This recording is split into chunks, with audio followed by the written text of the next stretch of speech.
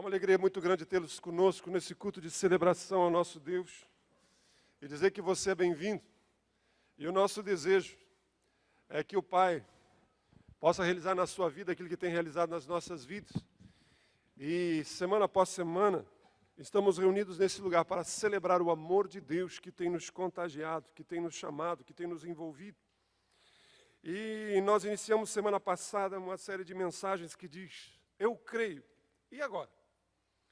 Percebemos semana passada que quando você crê em Jesus Cristo, a verdadeira fé te leva a você se enganjar na comunidade dos discípulos, na comunidade da família de Deus.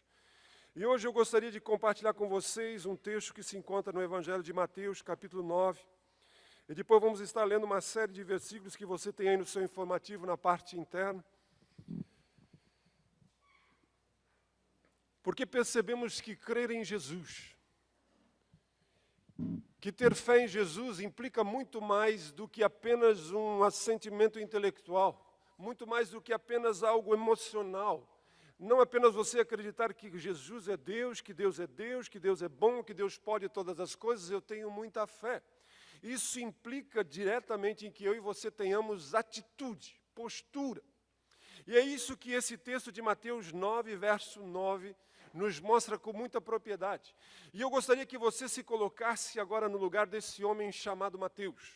A Bíblia nos diz, Evangelho de Mateus é o primeiro livro do Novo Testamento, no capítulo 9, o verso 9, é o seguinte. Saindo Jesus, viu um homem chamado Mateus, sentado na coleteria, e lhe disse, siga-me. Mateus levantou-se e o seguiu. Eu vou repetir porque é um versículo só, diz, saindo Jesus, viu um homem chamado Mateus, que estava sentado na coletoria e disse-lhe, siga-me. Mateus levantou-se e o seguiu. Aqui está Jesus iniciando o seu ministério, e ele começa reunindo um grupo de pessoas, um grupo de homens e mulheres, as quais ele pudesse, durante um tempo, conviver. Você sabe que o ministério de Jesus durou apenas 3 anos e 6 meses, aproximadamente. E nesses 3 anos e pouco, Jesus reuniu um grupo de homens e mulheres com quem ele pudesse compartilhar, treinar, ensinar. E essas pessoas são chamadas de seus discípulos. E aqui ele está chamando um homem que estava num trabalho de, como se fosse da Receita Federal, recolhendo, cobrando impostos, e ele estava sentado fazendo o seu serviço, e Jesus passa diante dele e lhe diz, siga-me. E esse homem se levantou, deixou todo o seu trabalho, um funcionário público, carreira boa, um bom salário, uma boa comissão. E esse homem se levantou e imediatamente seguiu a Jesus. E ele é o escritor do Evangelho de Mateus, o primeiro Evangelho. Hoje Jesus continua pedindo isso aos homens e mulheres que dizem crer nele. Quando você crê em Jesus Cristo, eu criei. E agora? Agora precisamos nos tornar seus discípulos, precisamos segui-lo. É isso que Jesus continua dizendo, vem e siga-me, vem e seja um dos meus discípulos. Você tem escutado isso? Você já ouviu isso? Talvez a primeira coisa que nós deveríamos explicar, o que vem a ser um discípulo. A definição mais correta no dicionário diria que discípulo é um estudante, alguém que aprende, alguém que é treinado, um aprendiz, um aluno. Mas na Bíblia ele tem um outro tipo de você perceber o que significa discípulo. Discípulo na Bíblia seriam aquelas pessoas que eram treinadas por uma outra pessoa. Moisés treinou Josué. Josué era discípulo de Moisés. A gente percebe que Elias, o profeta Elias, tinha como discípulo o profeta que depois tornou-se o profeta Eliseu. Nós percebemos o próprio apóstolo Paulo tinha um discípulo chamado Timóteo que ele o treinou. Então na Bíblia é quando você treina, quando você orienta alguém, essa pessoa é seu discípulo. Mas não apenas isso. Quando você percebe essa palavra discípulo, principalmente nos evangelhos, está se referindo aos 12 que seguiam a Jesus, que a gente conhece também como os 12 apóstolos. Mas eles eram também discípulos de Jesus. Mais adiante, depois que Jesus subiu ao céu, no livro dos apóstolos, você vai ver que a palavra discípulo era sinônimo de cristão. Nós só viemos a ser chamados de cristãos alguns anos depois, em uma cidade da Ásia, mas até então nós éramos conhecidos como discípulos de Jesus. Então, no livro de Atos, você percebe que discípulo e cristão é a mesma coisa. Mas Jesus, quando ele começa a falar a respeito do que vem a ser um discípulo, ele traz um significado muito mais abrangente. Ele nos traz um valor muito mais significativo. E é isso que eu gostaria que você percebesse essa noite.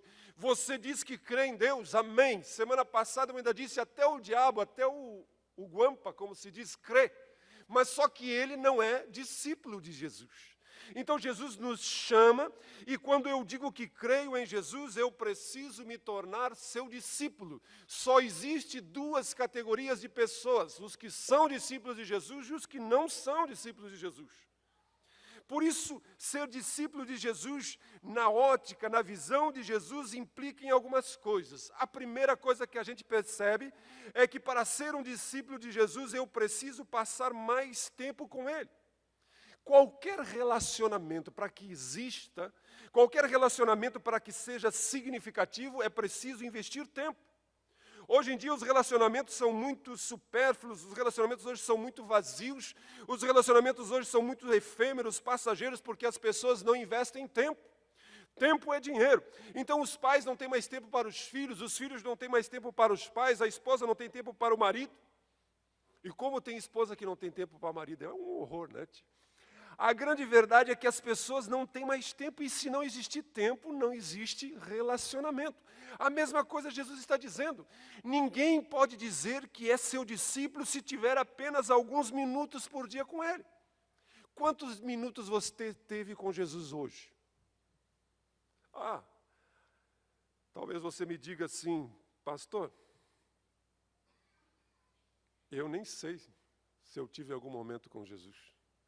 Observem o que Jesus nos diz no Evangelho de João, capítulo 12, verso 26, na nova tradução da linguagem de hoje. Jesus diz assim: quem quiser me servir, siga-me. Quem quiser me servir, siga-me. Ou ele quer dizer, quem me disser que é meu discípulo, quem quiser que é o meu servo, que siga-me. E onde eu estiver, ali estará esse meu servo. E o meu Pai o honrará, todos os que me servem. Jesus está dizendo que para ser discípulo eu preciso investir em maturidade, em crescimento. E isso implica em uma escolha. Ele diz, quem quiser. A grande verdade é que Deus não vai forçar você, não vai forçar a mim, não vai forçar a ninguém a crescer, a amadurecer, a se tornar um discípulo. Deus está dizendo que isso sou eu que preciso querer. Você e eu recebemos de Deus esse direito, esse poder de fazermos as escolhas na nossa vida. Então Ele está dizendo que o crescimento da minha vida não é automático. Eu crio em Jesus e as coisas vão se tornar uma maravilha. Não, eu preciso entender que crer em Jesus Cristo me leva a desejar crescer. Isso precisa ser uma disposição, uma intenção. Jesus está dizendo a você, eu lhe dei uma escolha, eu lhe dei uma oportunidade, eu lhe dei um dia hoje, eu lhe dei uma semana que se passou, eu lhe dei todos esses anos de vida que você tem. E quais são as escolhas que você está fazendo? Talvez você me diga assim, o problema é o marido, o problema é minha esposa, o problema é o meu namorado, o problema é meu patrão, o problema é meu pai. Não existe. Nós não podemos culpar ninguém em relação ao nosso relacionamento com Deus. Por quê? Porque eu e você somos responsáveis pelo quanto eu e você nos aproximamos e desejamos a Deus. E você sabia que é possível você envelhecer sem crescer? O que tem de gente que envelhece e não cresceu? O que tem de gente que passou o tempo e não está mais próximo de Deus? Você está tão próximo de Deus o quanto você deseja, o quanto você quer. E Jesus nos diz então que nós precisamos entender que discípulo significa você escolher, você desejar. Mas não apenas isso, ele diz, quem quiser me servir, siga-me. Aqui ele está dizendo que crescimento é um compromisso, aquele que quiser seguir. Seguir. Quais são os compromissos que você assumiu? Quais são os compromissos que você tem? Nós precisamos entender a grande verdade, é que nós simplesmente nunca vamos ir a lugar nenhum na nossa caminhada com Deus se você simplesmente se sentar, como a Priscila acabou de dizer. Você precisa tomar algumas atitudes, você precisa adotar algumas medidas se você quer crescer. Não é dizer eu creio em Jesus simplesmente, eu creio e agora eu preciso assumir um compromisso. Gente, isso é verdade em todas as áreas da sua vida. Você não vai crescer nas áreas da sua vida que você não assumir um compromisso. Nós só crescemos nas áreas que nós assumimos um compromisso. Quando você casa, isso é um compromisso. Isso nos ajuda a crescer. Tem pessoas que casam e parece que não entenderam que casamento é um compromisso. Você não é mais solteiro, você não é mais filhinho da mamãe. O que tem de mãe estragando o filho, e ele quando casa se torna um mau marido, por quê? Porque a mamãe tratou ele toda a vida como o dodóizinho, o dedenzinho dele. Esse cabra não cresceu e ele inventa de casar. Esse cabra inventa de casar e ele traz um sério problema para a esposa dele, porque ele se torna um frouxo. Ele se torna um cara que não assume compromisso. Então nós precisamos entender que são os compromissos que nos levam a crescer.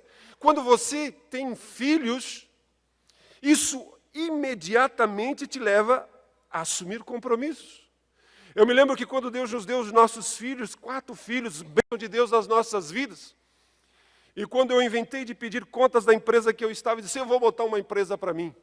E o negócio não deu certo. A coisa não foi para frente. A coisa fez água. Eu dizia, meu Deus do céu, eu tenho 4 filhos para criar e uma mulher. Eu preciso fazer alguma coisa. Então nós percebemos que quando você assume compromissos, você começa a crescer. Isso é verdade quando você assume um novo emprego. Quando você assume uma nova função na sua empresa, quando você decide fazer uma faculdade, você precisa entender que você só cresce quando você tem compromisso. Qual é o seu compromisso com Cristo? Qual o compromisso que você tem assumido? Nós só vamos crescer quando assumimos compromisso. Por isso eu digo a você, se você tem medo de crescer, de assumir compromisso, você nunca vai crescer totalmente. Se você tem medo de assumir posição, de assumir compromisso, de se comprometer, você não vai crescer. É óbvio que se isso é verdade, eu não posso me comprometer com tudo que é coisa. Quando eu me comprometi em amar uma mulher e casar com ela e viver um casamento, eu tive que abrir mão de muitas vezes estar com os meus amigos, do jogo de bola que tinha, que eu nunca joguei, estou brincando. Eu me lembro que quando eu casei com a minha esposa, lá no ano de 84, eu trabalhava no polo petroquímico e eu tinha um compromisso de estudar música em Porto Alegre, piano. E eu tinha um grande e brilhante futuro. Talvez hoje vocês não estariam tendo o privilégio de me ouvir, talvez eu estaria pela Europa fazendo alguns... Mas eu casei e eu tinha uma noiva bonita, uma esposa bonita. E a minha professora, depois de 3 meses árduos de estudo, saindo lá de Triunfo, indo até a zona norte de Porto Alegre, voltando tarde para casa. E eu perguntei para ela assim, o que a senhora acha? Tem futuro? Não, meu filho, tu tem futuro. Eu disse, quanto tempo a senhora acha que eu vou estar assim? Não, se você continuar se esforçando assim, em 7 anos...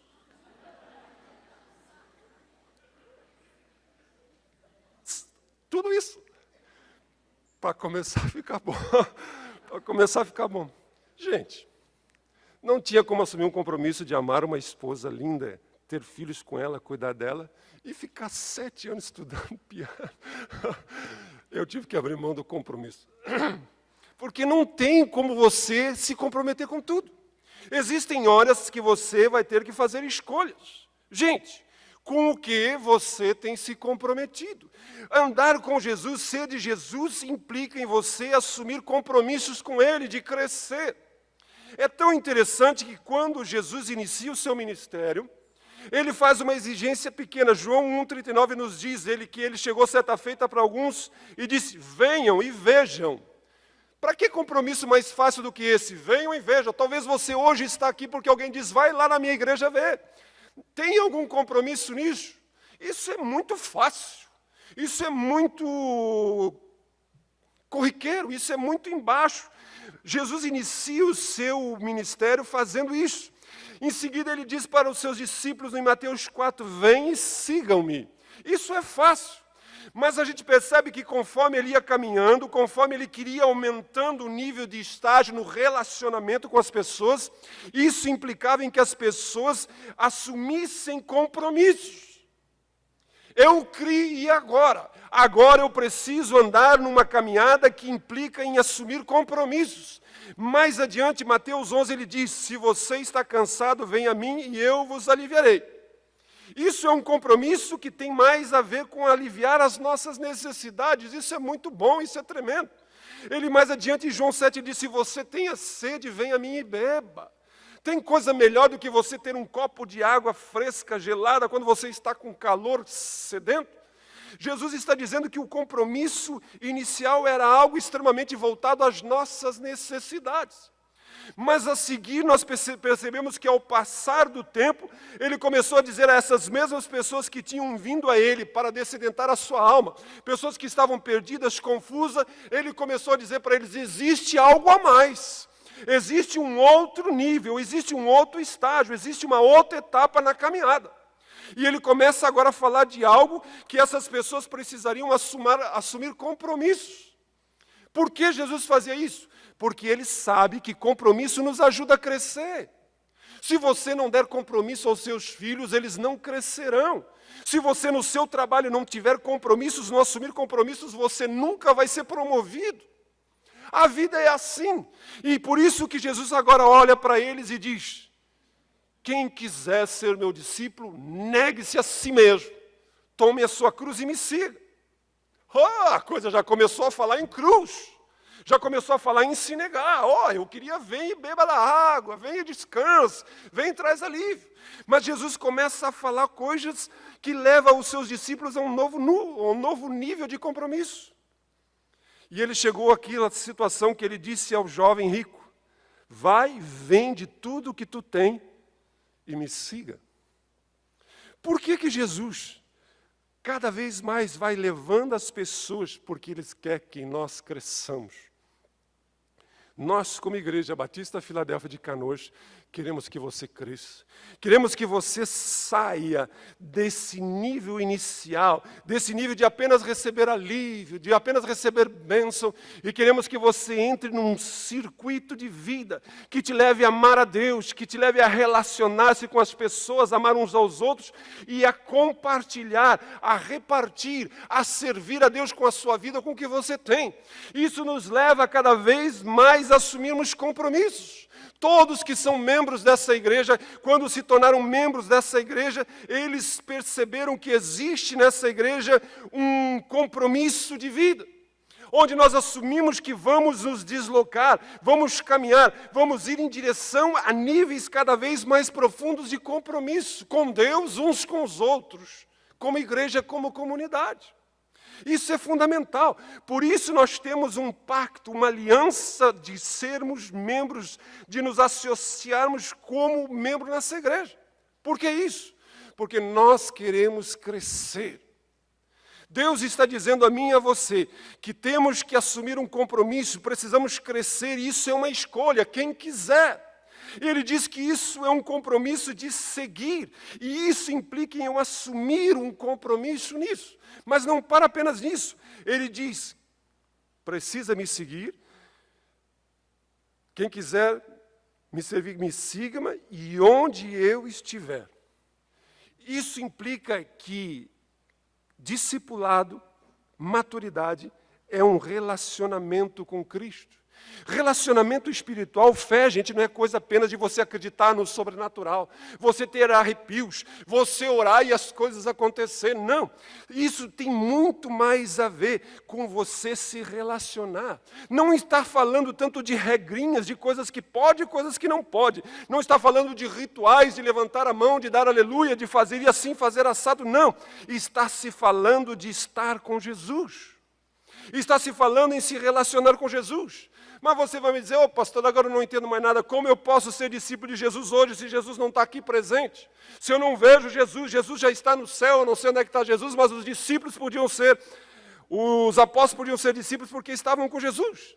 Mas a grande verdade é que por isso que o nosso circuito de vida começa com amar a Deus, é quando você se relaciona com Deus na sua alma, no seu espírito, quando você fala com Deus através da oração, quando você percebe Deus na sua mente, no seu coração. Por isso um discípulo precisa estar constantemente falando com Deus. Precisa estar constantemente orando a Deus. Precisa viver uma vida de comunhão com Deus. Quanto mais você fala com Deus no seu interior, quanto mais você busca a Deus através da Bíblia, mais você cresce, espiritualmente falando. Quando o diabo bota uma coisa na sua cabeça, a gente chama isso de tentação. Agora, quando o Espírito Santo bota algo na nossa cabeça, a gente chama de inspiração. Só que para nós recebemos do Espírito Santo, nós precisamos estar abertos.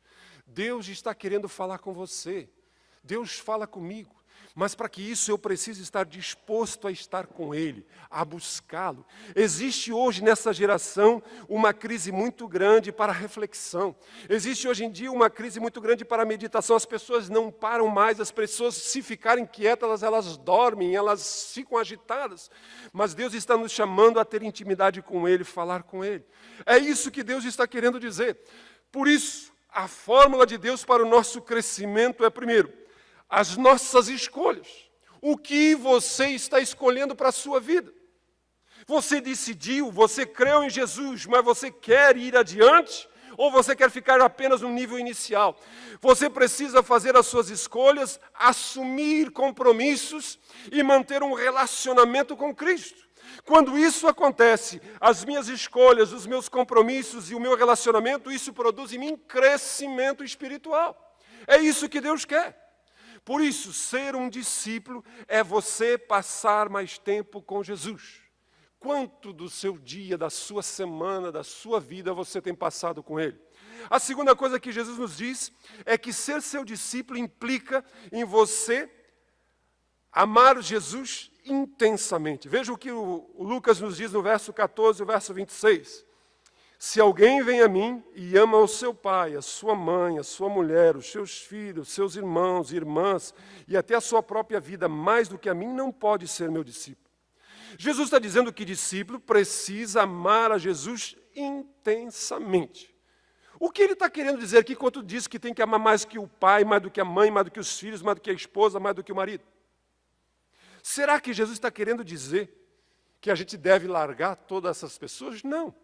O que ele está dizendo é que o nosso amor para com Cristo, para com Deus, precisa ser tão intenso, precisa ser algo tão apaixonante que todas as outras coisas em comparação a isso empalidecem, perdem o brilho, perdem o vício. É isso que ele está dizendo. Não significa que você não vai amar as outras pessoas, que você não vai amar o seu marido, que você não vai amar a sua esposa, não vai amar os seus filhos, o seu pai, a sua mãe, não.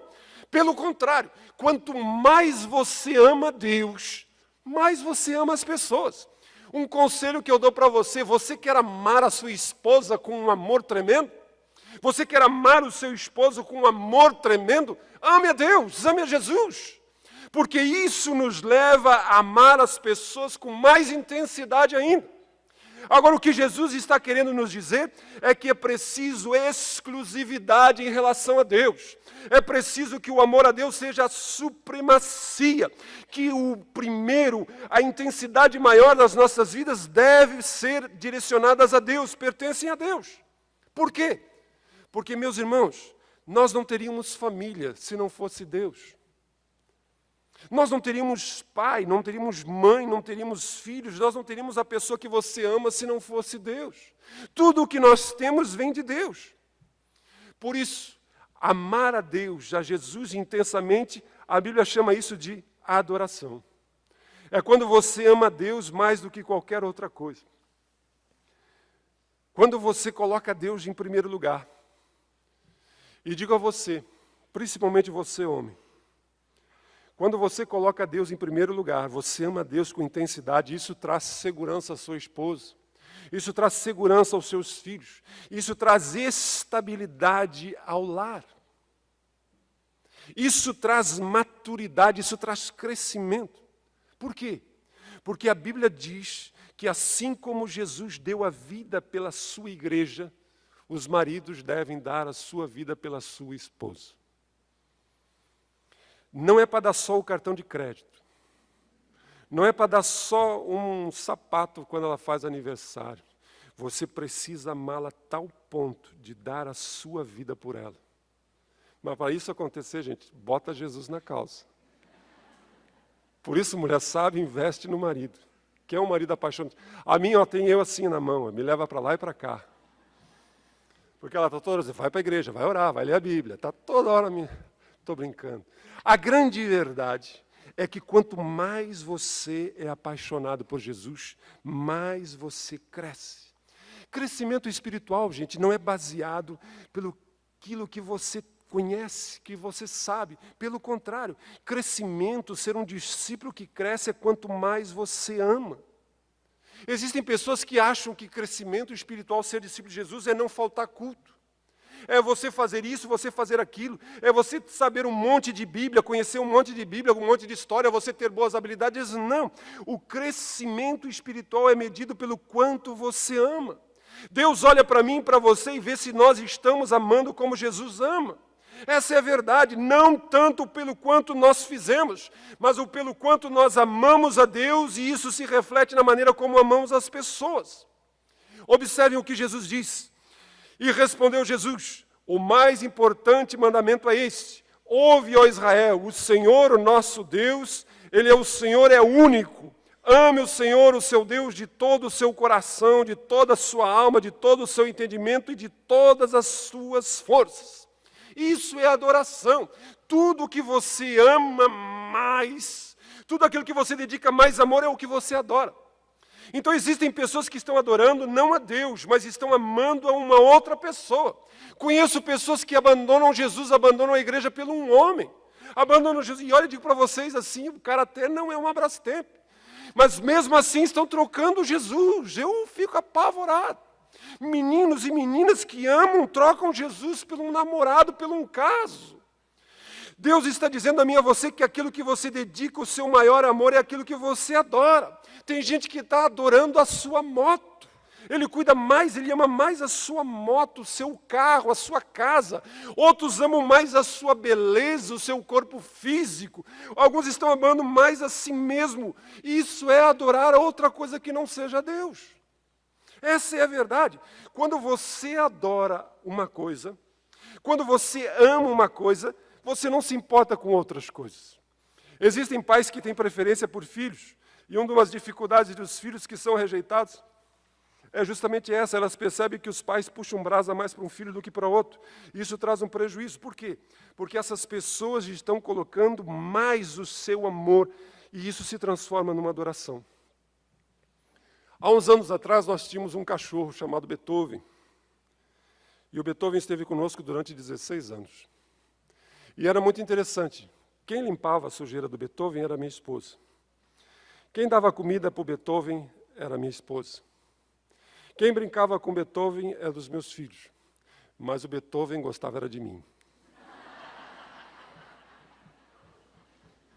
Ele me adorava. Vocês estão rindo? É que ele sabe quem é que manda lá naquela casa. Mas uma coisa interessante, nós às vezes viajávamos, só levei ele uma vez para a praia, ficamos 30 dias na praia, nunca mais levei, porque eu disse, não dá para aguentar o cachorro. E daí às vezes nós ficávamos um tempo na praia, quando nós voltávamos, esse cachorro, ele ouvia o barulho do meu carro, ele já estava nos esperando, ele via de longe que estávamos chegando, e quando descia todo mundo do carro, as crianças desciam correndo para ver o Beethoven, ele fazia assim, ele corria, quem é que ele vinha lamber as mãos? Quem é que ele vinha pular?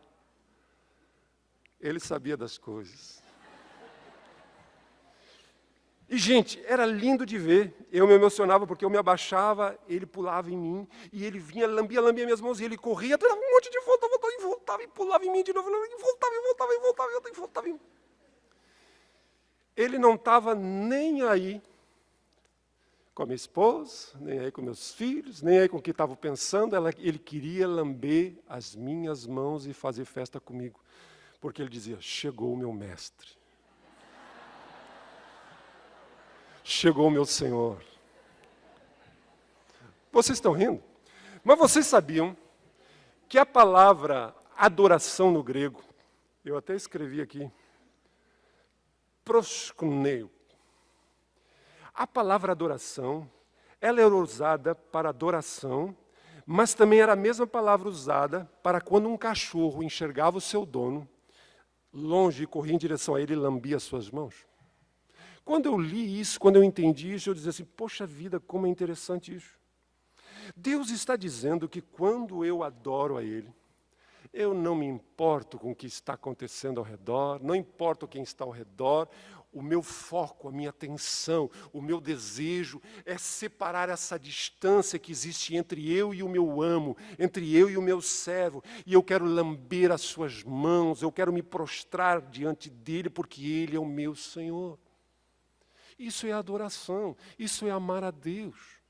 Então nós precisamos entender que o discípulo de Jesus é aquele que ama Deus, aquele que adora Deus, aquele que se volta para Deus. Significa que ama tanto a Deus que não me importo com outras coisas, no sentido de tomarem o lugar de Deus na minha vida. Jesus vai adiante, e ele diz que eu devo ser o discípulo, amar, passar tempo com ele, amar Jesus intensamente, mas ele também disse que eu preciso amar outras pessoas, os outros discípulos. Gente, vamos ser bem fáceis, vamos ser bem honestos. Amar a Deus é barbado. Amar a Deus é uma maravilha, porque Deus é Deus, Ele é perfeito, Ele é bom, Ele é o cara. Mas agora amar outro, aí já a coisa complica. Já amar outra pessoa, amar alguém como eu já é difícil, amar alguém como você, puxa, quase impossível. Essa é a grande verdade. Mas Jesus diz que eu não posso apenas amar a Ele. Ele diz que eu não posso simplesmente morrer de amores por Deus se eu não estiver disposto a amar os outros discípulos, amar a sua família, amar aqueles que Ele tem chamado. Qual é a família de Deus? A família de Deus é a igreja. Inclusive esse é o slogan, esse é o lema da nossa igreja. Uma família feliz e amiga. Porque Deus nos chamou, é o povo de Deus, e Ele tem chamado a cada um para amar uns aos outros. Vejam o que Jesus diz em João 13, verso 35. Com isso todos saberão que vocês são meus discípulos. Vejam o que Jesus dizendo.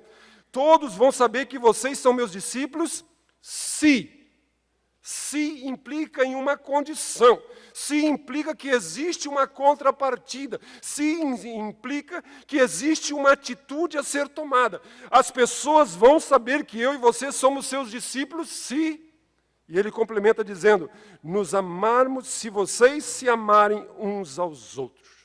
Ele não diz que a marca de um discípulo, que a marca de um seguidor está numa camiseta que eu coloco, não está num adesivo que eu colo no meu carro, não está em eu vestir uma camiseta, não. Ele diz que a maior prova de que eu sou um discípulo é quando eu amo outras pessoas que são seus discípulos. Essa é a verdade. O que é que acontece é que existem muitas pessoas que dizem assim, não, eu amo Jesus, eu e ele nos entendemos, somos assim, ó, eu não preciso de crente, eu não preciso de igreja. Hoje existe uma moda muito grande de pessoas que dizem que não precisam congregar, não precisam fazer parte de uma igreja, não precisam estar inseridos num grupo. Gente, eu quero dizer para você que a única coisa que vai durar para sempre é a igreja. Tudo o resto vai acabar. Porque a única coisa que vai durar para sempre é a igreja, porque Jesus vai levá-la para estar com Ele para toda a vida, porque a igreja é um noivo. Se você não gosta de igreja, se você não gosta de compartilhar, de amar outras pessoas, você não vai gostar do céu. Então eu te aconselho a ir para o inferno. Porque no inferno ninguém se ama. No inferno ninguém atura ninguém, lá o negócio é feio. Agora no céu você vai ter que amar a igreja. No céu você vai ter que amar uns aos outros. E se você não gosta de mim, você não vai para o céu. Ai, Jesus. A grande verdade, gente, é que Deus nos colocou numa comunidade para que a gente aprenda a crescer. Não tem sentido as pessoas dizerem que seguem a Cristo e não querem conviver umas com as outras. Não tem sentido você dizer que ama Deus e você não andar em comunhão. Você não dizer que ama Deus, mas você só quer ser um assistente. Você só quer vir sentar aí, não conhecer ninguém, sair, voltar e não ter intimidade com ninguém. Não, isso não existe. Isso é tão sério que Jesus disse assim: se alguém disser, amo a Deus, mas odeia um irmão ou uma irmã da fé, essa pessoa é mentirosa. Pois se não amamos as pessoas que podemos ver, como podemos amar a Deus a quem não vimos? Gente, o crescimento, ser discípulo de Jesus, acontece no meio da comunidade. O crescimento acontece quando eu e você nos envolvemos. Você não pode ser discípulo de si mesmo. Você não pode viver de forma isolada. Você não pode viver como se fosse um indivíduo. Não, pelo contrário, você faz parte de um corpo. Jesus está dizendo a mim e a você que você nunca vai poder ter maturidade vivendo na sua própria casa. Você nunca vai ter maturidade, nunca vai ser um discípulo, nunca vai crescer se você não viver com as pessoas. A Bíblia fala 58 vezes a respeito do mandamento uns aos outros. Agora tem gente que acha que se ficar em casa ouvindo a pregação, ouvindo o nosso culto pela internet, ele vai crescer, ele vai amadurecer. Não, você vai ter mais conhecimento. Se você passar o dia todo assistindo programas na televisão, estudos na televisão, você vai encher a sua cabeça de conhecimento. Mas isso não significa que você cresceu. Porque crescer implica em você amar a Deus e amar uns aos outros. Amar as pessoas que Deus colocou ao seu lado. É importante você ter um relacionamento com Jesus, mas relacionamento com Jesus não é religião, porque a religião até prega que você se ausente, que se isole. Existem tantos mosteiros, monastérios, onde as pessoas religiosas se escondem. Jesus não viveu assim.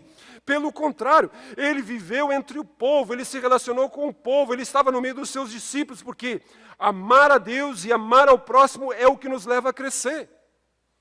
Só que isso não é fácil. Talvez você tenha aí do seu lado uma pessoa difícil de conviver. Não olhe para ela agora.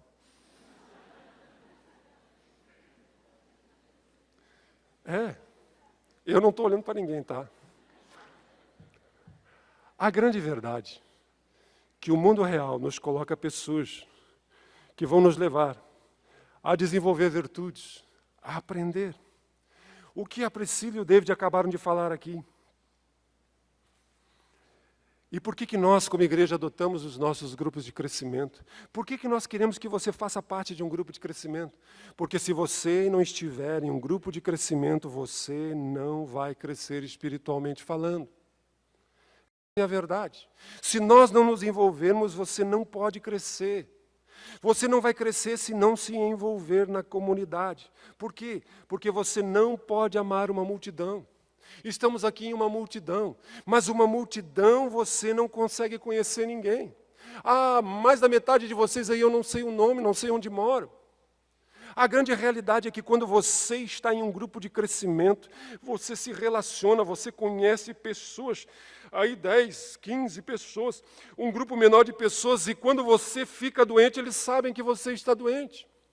Quando você vai para o hospital, eles sabem que você está no hospital e precisa de uma visita. Quando você está lá nesse grupo de crescimento e as pessoas, você tem um relacionamento e você precisa de que alguém lhe ajude a fazer um trabalho na sua casa. Dia desses, uma pessoa conversando comigo e ela é uma mãe solteira, não tem esposo, não tem marido, e ela não sabia trocar um chuveiro, e eu fiquei pensando, meu Deus. Então, se alguém não ajudar, se alguém não souber que tem um chuveiro para ser trocado, alguém disse, como? Mas isso não acontece na multidão. Você precisa, muitas vezes, de uma palavra, de um incentivo, de um apoio. Como isso vai acontecer na multidão que não sabe nem o que você está passando?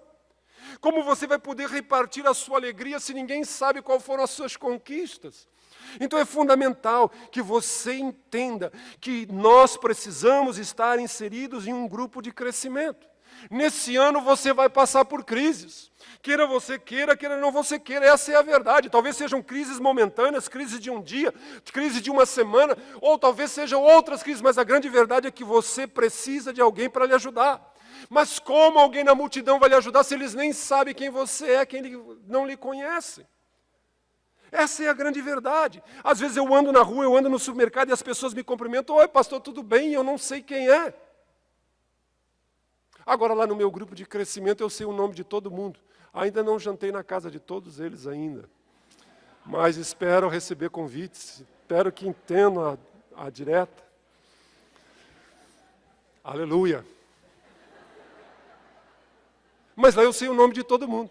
Sei até os defeitos de alguns, não de todos, algumas qualidades. Eles já me conhecem. Eles já sabem. Então, gente, Deus está dizendo a mim e a você que você precisa entender que ser um discípulo implica em você estar ligado a um grupo, a uma comunidade. Por isso nós desafiamos você, se você ainda não está num grupo de crescimento, o que está fazendo? Se insira. Se você não consegue entrar em um grupo de crescimento, então melhor ainda, inicie um, comece um grupo. Seja hospedeiro de um grupo, se voluntarie, comece, se envolva. Talvez esse seja o primeiro novo passo do seu crescimento. Você precisa deixar de ser uma pessoa que está estagnada e você vai se envolver com outras pessoas, isso vai te levar a crescer. E nós percebemos que Jesus nos diz que nós devemos amar os outros, mas nós devemos fazer sempre o que Ele nos diz para fazer. O discípulo é aquele que faz o que o mestre diz. Ele dizia, pois, Jesus aos judeus que nele creram. Vejam bem, quem crê nele, ele dizia, se vocês permanecerem na minha palavra, verdadeiramente sois meus discípulos e conhecereis a verdade, e a verdade vos libertará. Eu quero dizer para você que quando nós somos discípulos de Jesus, nós fizemos o que Ele diz. Às vezes parece que não faz sentido. Às vezes parece que é uma loucura. Às vezes é uma coisa que não é tão popular assim, não. Às vezes é uma coisa que vai nos custar alguma coisa. Mas se Ele diz que é para fazer, é o melhor para ser feito, é a escolha certa. Então, quando Deus nos diz para fazer algo, e se você é um discípulo de Jesus, você faz, você obedece, porque isso vai trazer resultado na sua vida. Essa é a grande verdade. Nós precisamos entender que Jesus usa a palavra permanecer. Ele está dizendo que o crescimento espiritual não é algo que acontece num momento apenas. É um processo que leva a vida toda. Nós todos estamos em um processo, gente. E isso vai levar o resto da minha vida, o resto da sua vida.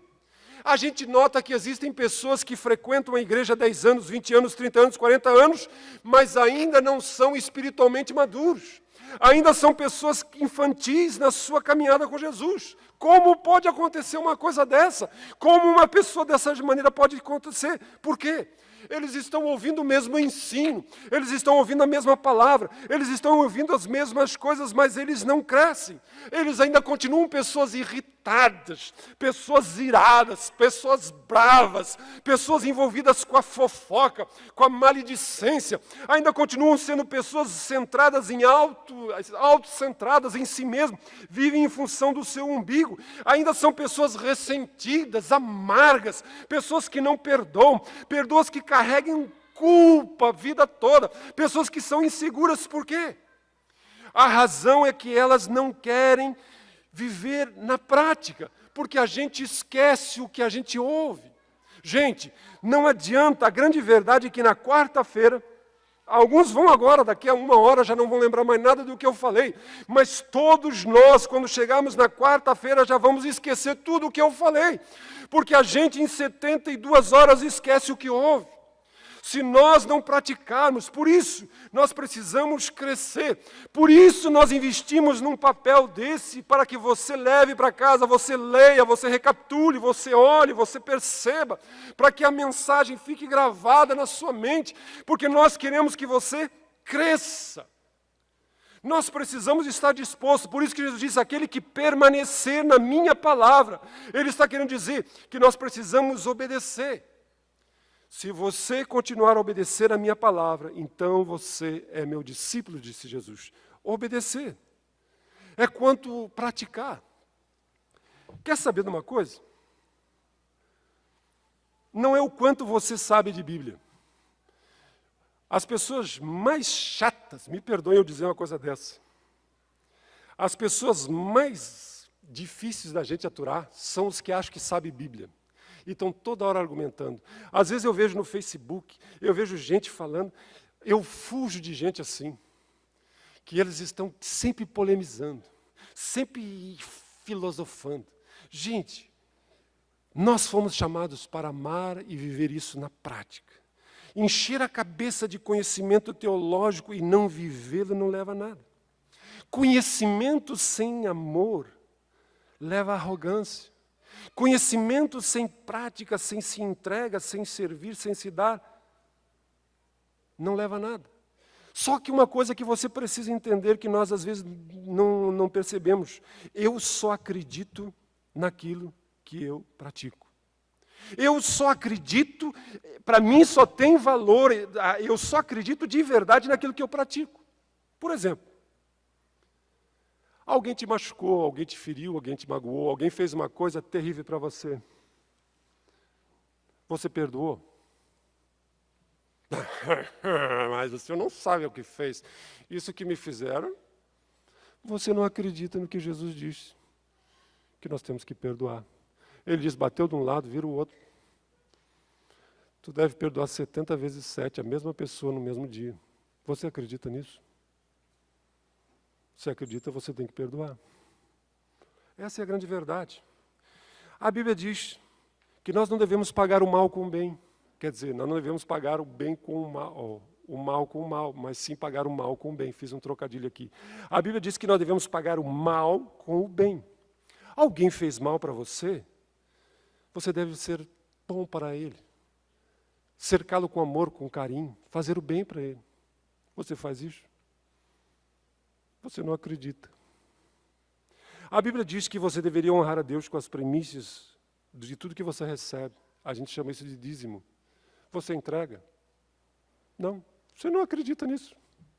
A Bíblia diz que nós deveríamos compartilhar as boas novas, nós deveríamos compartilhar o Evangelho em todos os lugares que estivéssemos, fôssemos, com todas as pessoas que cruzarem o nosso caminho. Você compartilha? Não, você não acredita nisso. É simples assim. Eu só acredito naquilo que eu pratico. A medida do meu caminhar com Jesus está baseado no que eu vivo, no que eu obedeço. Jesus disse que é preciso que, se você continuar a obedecer a minha palavra, está baseado na sua palavra, não é no que diz um livro, não é o que disse um cara na internet, não é um cara que disse num seminário, numa música, não, é o que está na palavra.